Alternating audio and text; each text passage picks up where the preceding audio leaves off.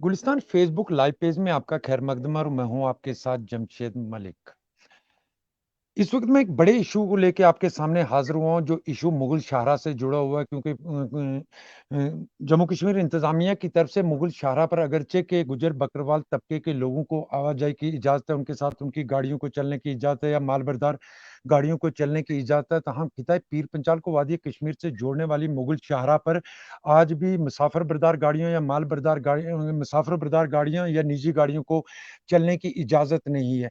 इन सब को देखते हुए खिताब पीर पंचाल के दो वकला ने, जिसमें इब्रार खान और अजहर उस्मान खान वकला, जो दोनों खिताब पीर पंचाल से जिनका ताल्लुक है, उनकी तरफ से एक हाई कोर्ट में अर्जी दायर की गई थी, जिसमें यह कहा गया था कि मुगल शाहरा को आम मुसाफिरों के लिए भी आवाजाही के लिए भी बहाल किया जाए। और इन इस पे आज साबका जज मुजफ्फर खान साहब, जो कि जिनका ताल्लुक भी खिताब पीर पंचाल से और सुप्रीम कोर्ट के वकील भी है, इनकी तरफ से आज इस पे एक बहस हुई है हाई कोर्ट में। क्या था ये सारा मामला, इन सब पे बात करेंगे। इस वक्त हमारे साथ बराह रास्त हैं खान साहब। खान साहब, वेलकम है आपका हमारे इस फेसबुक लाइव चैनल में। खान साहब, जिस शुक्रिया। तरह ये खान साहब, ये अर्जी जो दायर की गई है कि मुगल शाहरा पर आम प्राइवेट गाड़ियों के साथ साथ जो मुसाफिर बरदार गाड़ियां, इनको भी चलने की इजाजत दी जाए, इस पे एक अर्जी दायर की गई थी। आज आपने इस पे एक बहस की है। क्या सारा इशू रहा आज दिन भर, इस पर क्या क्या बहस हुई, सब आप हमें बता सकते। ये बेसिकली ये अर्जी जो है ये सुरन कोर्ट के सोशल एक्टिविस्ट हैं, एडवोकेट भी हैं। उन्होंने अपने नाम पर, हमारे एक दूसरे एडवोकेट हैं हाई कोर्ट में, अबरार खान साहब मेंढर से ताल्लुक रखते हैं।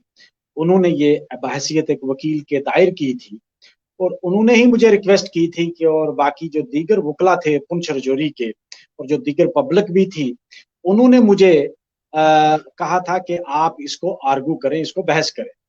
तो आज ये पिटीशन जो थी, ये जनाब ऑनरेबल चीफ जस्टिस साहब और ऑनरेबल जस्टिस विनोद चटर्जी कोल साहब, ये दो जज थे, डिवीजन बेंच में ये लिस्ट हुई थी पब्लिक इंटरेस्ट लिटिगेशन। उसमें हमारी बहस, मेरी बहस को सुना गया और पिटीशन को एडमिट भी किया गया और एडवोकेट जनरल साहब को भी सुना गया और उनको कहा गया कि 6 जुलाई तक आप इसका जवाब दे दें। और हमने एक रिप्रेजेंटेशन पहले ही जो की हुई है चीफ सेक्रेटरी को ये डायरेक्शन दी गई कि इस पर आप कोई फैसला ले लें। जो बुनियादी हमारी दलील है, दलील ये है कि मुझे मुझे किसी की परमिशन क्यों लेनी पड़े कि मैं एक एक जिला से दूसरे जिला में जाने के लिए मुझे परमिशन की जरूरत क्यों पड़े। दीगर मुल्क के किसी खित्ते में, किसी हिस्से में इस किस्म की जरूरत नहीं है। मैं अगर रजौरी से जम्मू आता हूं तो मुझे परमिशन की जरूरत नहीं, लेकिन मैं सुरनकट से शुपियान जाता हूं तो मुझे परमिशन की जरूरत क्यों है। और ये मेरा आईनी हक है और मेरा ये बुनियादी हक है, फंडामेंटल राइट जिसको कहते हैं पार्ट थर्ड में, कि मैं अपनी चॉइस के मुताबिक कहीं भी जा सकता हूं, मुझे कोई रोका नहीं जा सकता। आर्टिकल 19 क्लास डी जो है वो मुझे ये हक देती है कि मुझे किसी से परमिशन लेने की जरूरत नहीं। फिर लेफ्टिनेंट गवर्नर के ऑफिस से जो ट्वीट किया गया, उस ट्वीट में यह कहा गया कि डिवकम जम्मू और डिवकम श्रीनगर जो है वो परमिशन पास के लिए अरेंजमेंट करेगा। मुझे पास क्यों चाहिए? एक एक जिला से दूसरा जिला में जाने के लिए मुझे पास की जरूरत क्यों पड़ी यहाँ, और किस कानून के तहत है, हमें वो बताया जाए कि वो कानून कौन सा है जिस कानून में ये लिखा है कि एक जिले का शहरी दूसरे जिले में दाखिल नहीं हो सकता। अगर अनंतनाग से शोपियान आने के लिए पास की जरूरत नहीं है तो अनंतनाग से श्रीनगर जाने के लिए पास की जरूरत नहीं है, रजौरी से जम्मू आने के लिए जरूरत नहीं है, तो पुंछ से शोपियान जाने की जरूरत क्यों पड़ी पास की, रजौरी से शोपियान जाने के लिए पास की जरूरत क्यों पड़ी और किस कानून के तहत है। ये चीज हमने आज honourable high court chief justice, अम्बल चीफ जस्टिस के सामने रखी। खान साहब, गुज़श्ता बरस भी देखा गया था कोविड-19 के फैलने के बाद कि उस वक़्त वादी कश्मीर में पॉज़िटिव मामले ज़्यादा सामने आए थे। उस वक़्त ख़ास करके शोपियाँ एक ज़्यादा अफ़ेक्टेड इलाका था, जिसके बाद उस वक़्त गाड़ियों की आवाजाही के लिए पाबंदी लगा दी गई थी। मगर इस बार हमने देखा कि जब मुगल शाहरा से बर्फ़ हटाने का काम मुकम्मल हुआ, उसके बाद डीसी पुंछ ने भी मुगल शाहरा का दौरा किया, एसएसपी ट्रैफ़िक रूलर ने भी मुगल शाहरा का दौरा किया और ये कहा गया कि इसमें मुतबादिल रोड के तौर पर इस्तेमाल इसको किया जा सकता है जब दरबार मूव होगा।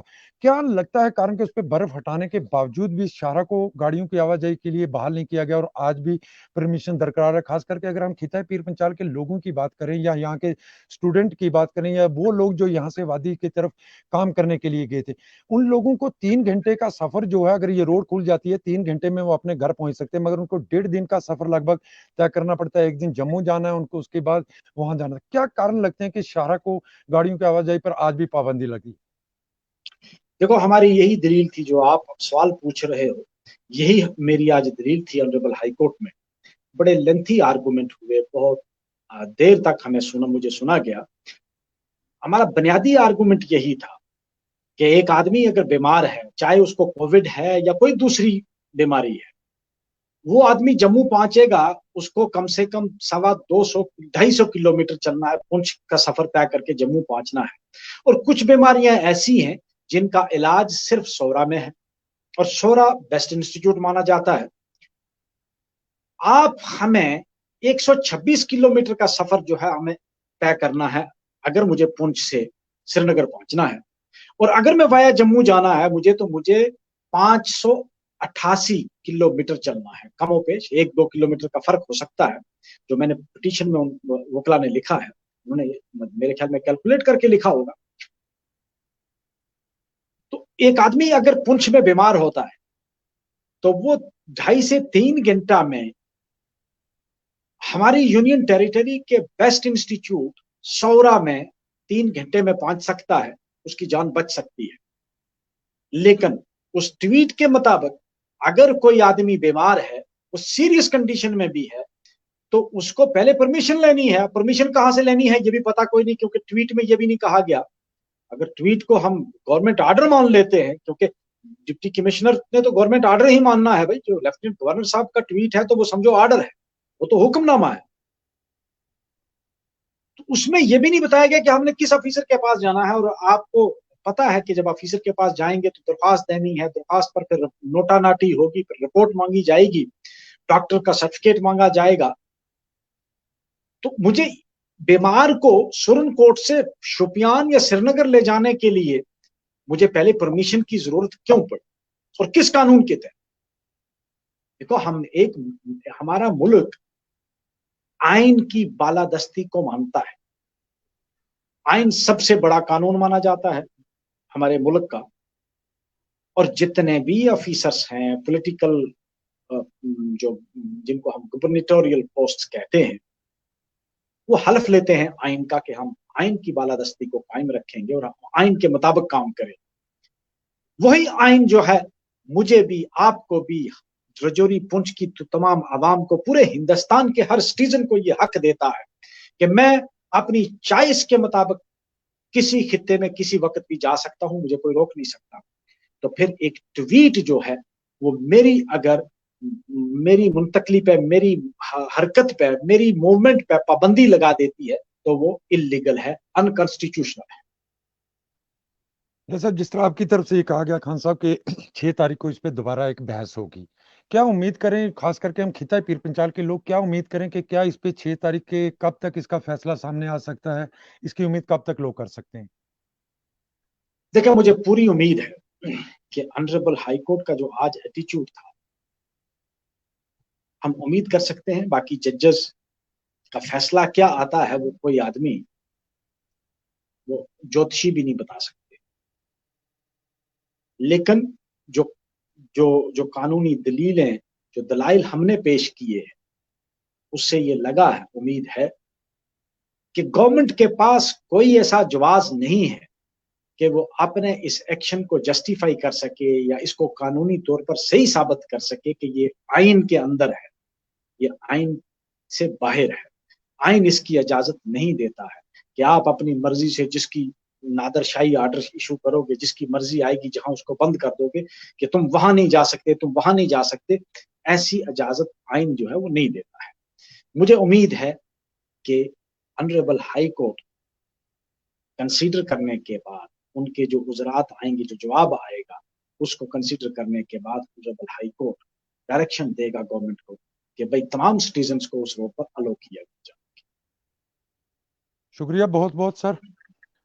ये थे हमारे थैंक साथ यू। साबका जज मुजफ्फर खान साहब, जिनकी तरफ से आपने सुना होगा कि खिता पीर पंचाल को वादिया कश्मीर से जोड़ने वाली मुगल शाहरा पर अगरचे कि सरकार की तरफ से मालबरदार गाड़ियों को चलने की इजाजत है, उसके बाद गुजर बकरवाल तबके के लोगों को आने जाने की इजाजत है, मगर सरकार की तरफ से इस बार फिर दोबारा देखा गया है कि मुगल शाहरा पर निजी गाड़ियां हो या मुसाफिर बरदार गाड़ियों, इनकी आवाजाही पर पाबंदी लगाई गई है।